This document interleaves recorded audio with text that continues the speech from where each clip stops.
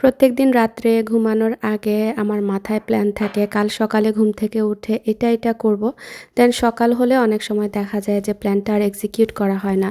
তবে যেই দিন সকালবেলা উঠে মনস্থির করি যে আজকে আমার এটা করতে হবে, দেন সেই প্ল্যান মোতাবেক দিনটা যায়, আলহামদুলিল্লাহ বলবো সেদিনকার মতো সুখের দিন মনে হয় আর পৃথিবীতে হয় না। তো আসসালামু আলাইকুম টাইনি ওয়ার্ল্ড ফ্যামিলি, কেমন আছেন সবাই? আশা করছি সবাই অনেক ভালো আছেন। আলহামদুলিল্লাহ আমরাও সবাই ভালো আছি। তো আজকে আমার একটা প্রোডাক্টিভ ডে এর ভ্লগ আপনাদের সাথে শেয়ার করতে যাচ্ছি। আশা করছি আপনাদের ভালো লাগবে।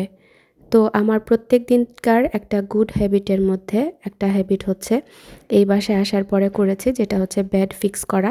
ডাজেন্ট ম্যাটার আমি কীরকম ফিল করছি, খারাপ বা ভালো, আমি প্রত্যেক দিনই ঘুম থেকে উঠে বেডটা টাইডি আপ করে নেই। এতে করে মনে হয় আমার দিনের শুরুটা একটু ভালোভাবে হবে বা হচ্ছে। তো এইখানে হচ্ছে আমার স্কিন কেয়ারের একটা বিশেষ অংশ, সেটা হচ্ছে কোজারেক্সের এই স্নেল মিউসিন যে এসেন্সটা থাকে সেটা, আর হচ্ছে সানস্ক্রিন।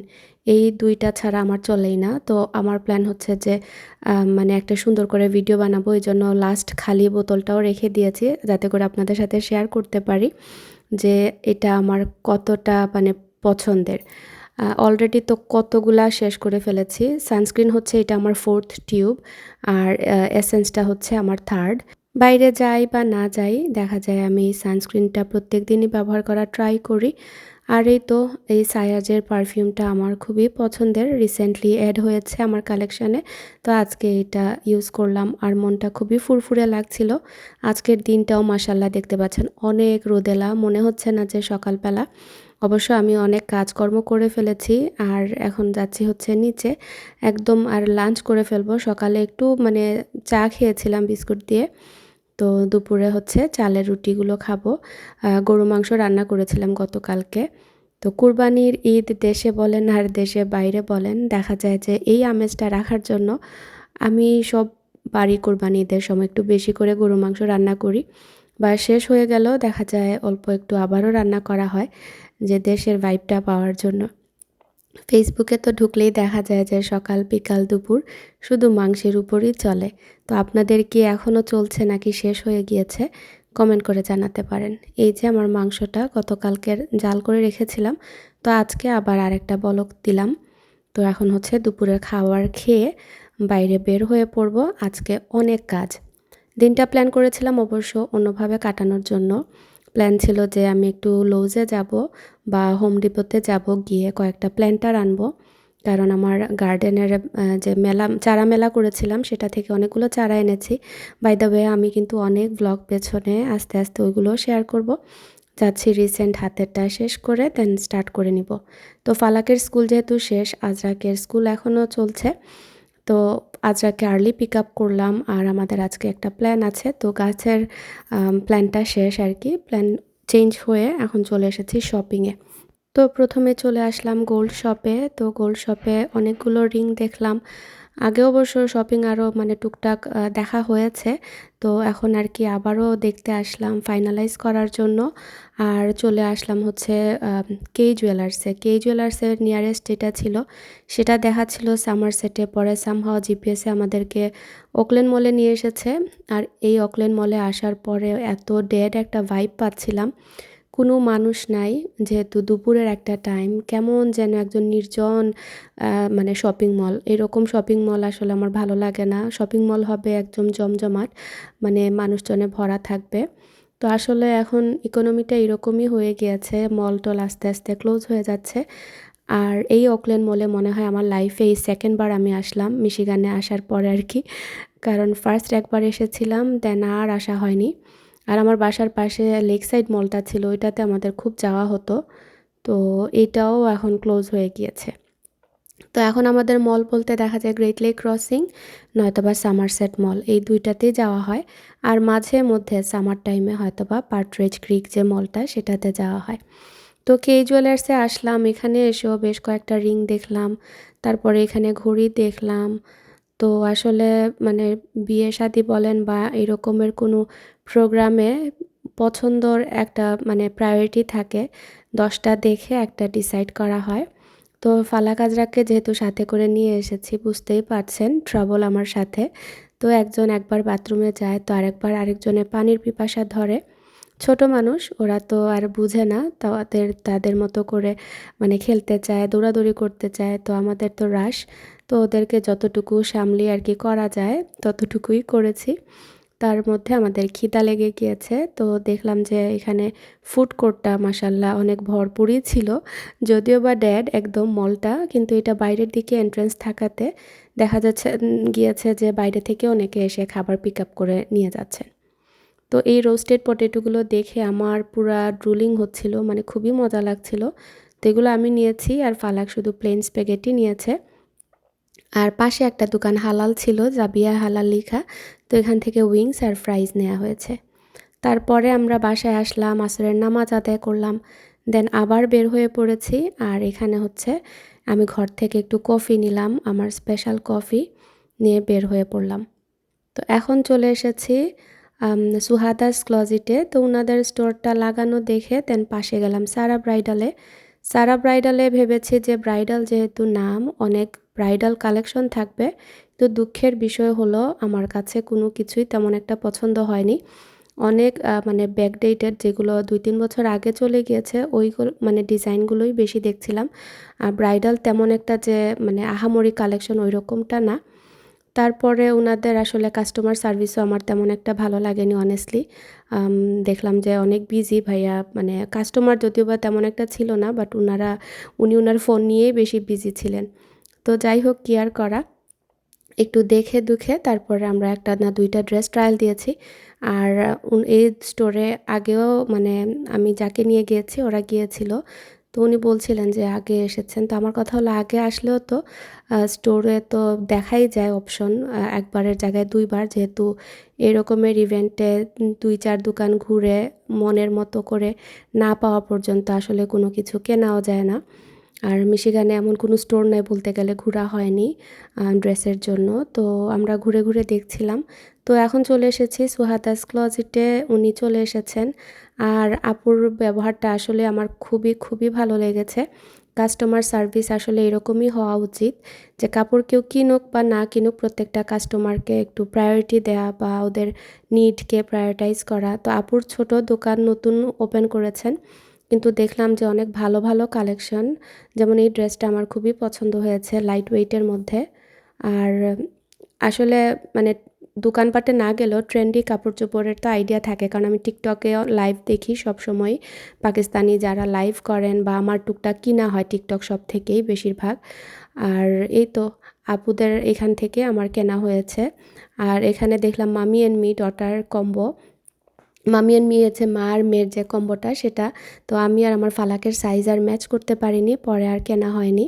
তবে আদেনা বাবার জন্য এখান থেকে 2টা পাঞ্জাবি নিয়েছি, আমার খুবই পছন্দ হয়েছে। তো এই ড্রেসগুলো খুবই রিজনেবল। তো আপু বলছেন এইগুলো মনে হয় কত 35 করে মনে হয় ওনারা বিক্রি করছেন, যেটা কিনা আমার কাছে খুবই ভালো লেগেছে। তো এই তো আমাদের আসলে বেশ কিছু কাপড় এখানে ট্রায়াল করেছি আমরা। আসলে যেটা বললাম, একটা মানে ইভেন্টের জন্য যখন কোনো স্পেশাল ড্রেস পিক করা হয় তখন দেখা যায় একটা অপশন না, বেশ কয়েকটা অপশন দেখতে হয়, মনের মতো না হলে সেটা মানে হয় না। তারপর দাম বা বাজেটেরও একটা ব্যাপার থাকে, সব কিছু মিলিয়ে অনেক কিছু চিন্তা ভাবনা করে তারপরে কিনতে হয়। তো ওভারঅল বলবো আমি খুবই হ্যাপি সুহাদাস ক্লজেটের কাস্টমার সার্ভিস প্লাস হচ্ছে ওনাদের মানে কালেকশন সব কিছু দেখে। তো আপনারা মিশিগানে যারা আছেন দেখে নিতে পারেন। এখানে দেখলাম ব্রাইডাল অনেক আউটফিট আছে, যেমন এই লেহেঙ্গাগুলো আমার খুবই ভালো লেগেছে, বিশেষ করে গায়ে হলুদের ব্রাইড যারা তাদের জন্য। তারপরে এখানে পিঙ্ক ড্রেসটাও ভালো লেগেছে। এটা এত গর্জিয়াস ছিল কিন্তু দাম খুবই রিজনেবল। আমি তো ভেবেছি মনে হয় $1000-1200 হবে, পরে দেখা যায় না, এরও অর্ধেকের অর্ধেক, মানে কত 600 এর মতো মনে হয় ছিল। আর এখানে দেখলাম যে কয়েকটা শেরওয়ানি বেশ সুন্দর, ভালোই লাগছিল। তো এই তো এখান থেকে আমাদের পরে ফাইনাল আউটফিটটা কিনে আমরা বের হয়ে পড়েছি। আদেনের বাবার জন্য ওই ব্ল্যাক পাঞ্জাবিটাও নিলাম। আর এই যে সুহাদাস ক্লজিট, ওনাদের ইনফরমেশন। এটা আলাক্সা সুপার মার্কেটের অপোজিটে পড়েছে, সেম প্লাজাতে, যেই প্লাজাতে সারা ব্রাইডাল, সেম প্লাজাতে।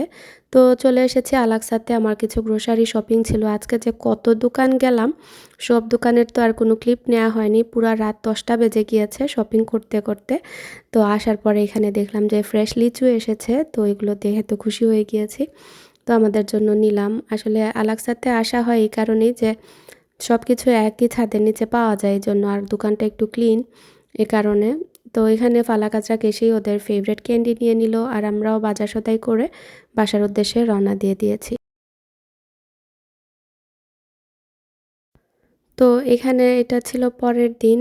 আজকে হচ্ছে আমি একটা রাগ নিয়ে এসেছিলাম আমাদের ফ্রন্ট ডোরের জন্য, অ্যামাজন থেকে অর্ডার করেছি। আসলে স্টোরে যে যাব, হোম গুডসে গিয়ে শপিং করব, এটা অনেক দিন ধরে হয় না। গেলে হয়তো বা আমি পেয়ে যেতাম, পরে আর কি করব, অপেক্ষা করতে করতে অনলাইনে অর্ডার করে দিয়েছি। এটা মেশিন ওয়াশেবল, তো আমার এই ফ্রন্ট ডোরের জন্য এনেছি আর কি। চাচ্ছিলাম এখানে বড় একটা এরিয়া রাখ দিব, যাতে করে দেখতে ভালো লাগে। তো এই তো ওই দিন একজন আপু আমাকে কমেন্ট করেছিলেন এই আমার মপের কথা, রোবট ভ্যাকিউমের কথা আর কি, মপ বলছি। তো বলছিলেন যে আপু তোমার এটা কি এখনও কাজ করে? আমি এটাকে তো নাম দিয়েছিলাম বেস্টি। হ্যাঁ আপু, আমার বেস্টি এখনও ভালো কাজ করছে, সোফার স্টিল নাও, মানে সার্ভিস দিয়ে যাচ্ছে। আমি দেখা যায় এভরিডেই ছেড়ে দেই, ও তার মতো করে ছোটোখাটো ক্রাম্পস বা চুল এগুলো তুলে ফেলে। আর বড় বড় জিনিসের জন্য তো আমার বড় ভ্যাকিউম আছে, বা ভ্যাকিউম বা মপ, ওইটা ইউজ করা হয়। আর ওই দিন আমি পরে আরও একটা ভিডিও শ্যুট করলাম। আসলে আমার ভালো লাগে প্রোডাক্টিভ ডে কাটাতে, শুধু শুধু সময় অপচয় না করে। আমার কাছে মনে হয় টুকটাক এরকম ভ্লগিং বলেন বা ফোনে এমনিতে স্ক্রলিং না করে একটা দুইটা রিল আমি যদি এডিট করে ছাড়তে পারি, তখন আমার কাছে সেটাতেই মনে হয় যে আমি স্যাটিসফ্যাকশন ফিল করি বা ভালো লাগে। বা ফোনের মধ্যে অহেতুক কথা না বলে আমি যদি একটা রিল এডিট করি বা একটা কোনো কিছু রেকর্ড করতে পারি, সেটা আমার কাছে মনে হয় বরং আরও একটু এনার্জি দেয়। তো এখানে হচ্ছে আজকে পুরো ঘরের আমার যে সোফার কাভার, সেটা ওয়াশ করে দেন ড্রাই করে আবার বিছিয়ে দিয়েছি। যেহেতু আমার হোয়াইট সোফা, তো বাচ্চাদের ঘর রাখাটা খুবই টাফ, তবে এই কাভারগুলো থাকাতে আমার জানটা বাঁচে।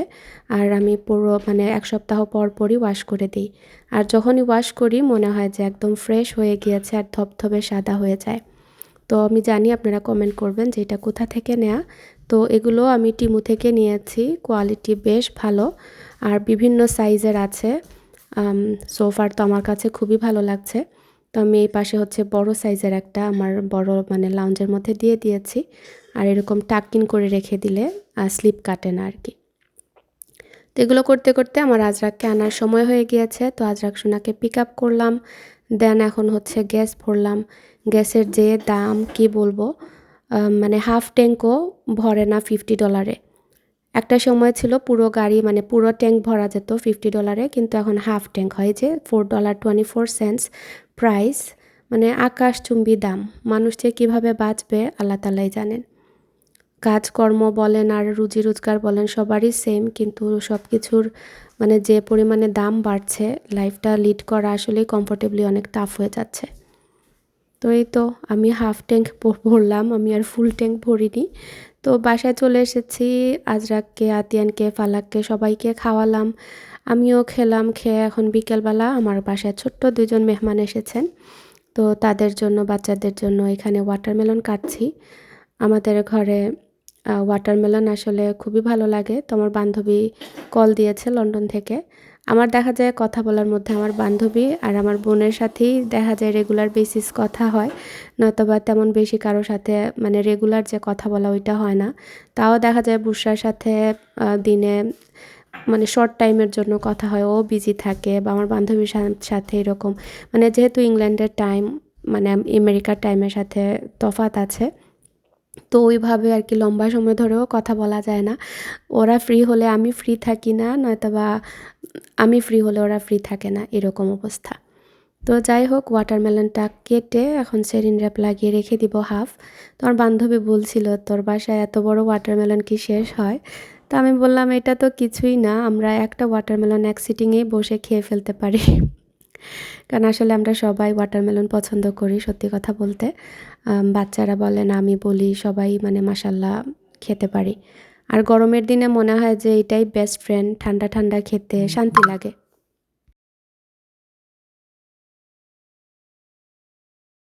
তো বাচ্চারা বাইরে খেলছিল, ওদেরকে ওয়াটারমেলন তারপর লেমনেড এগুলো দিলাম। নিজেও খেলাম, অনেক সময় বাইরে বসা ছিলাম। আর এই তো ওদের সাথে টাইম স্পেন্ড করতে ভালোই লাগে সামার টাইমে আসলে। ওদের খুশি দেখলে নিজেরই খুশি কাজ করে যে বাচ্চারা ফাইনালি ঘরে বাইরে বের হতে পারে। তবে মায়েদের আমি জানি সবারই কাজ বেড়ে যায়। যেমন আমি তো একা ছাড়ি না, ওদের সাথে সাথে বাইরে থাকি। যত সময় ওরা খেলবে বা আমি উঁকি দিয়ে দেখব জানালা দিয়ে যে ওরা কী করছে। তো ডিনারে সবার জন্য একদম স্ক্র্যাচ থেকে ম্যাক অ্যান্ড চিজ রেডি করলাম। ভাবলাম যে এটা ঝটপট বাচ্চারা সবাই এনজয় করবে, আমরাও খেয়ে নিতে পারবো। এখন যেহেতু রাত হয় আসলে খিদা লেগে যায়, না খেলে হয় না। উইন্টার মান্থে দেখা যায় মোটামুটি একটু লেটে খেলেও মানে আর ডিনার করতে হয় না, কিন্তু সামারে মাস্ট ডিনার করা লাগে। তো আজকের মতো এতটুকুই, সবাই ভালো থাকবেন, আসসালামু আলাইকুম।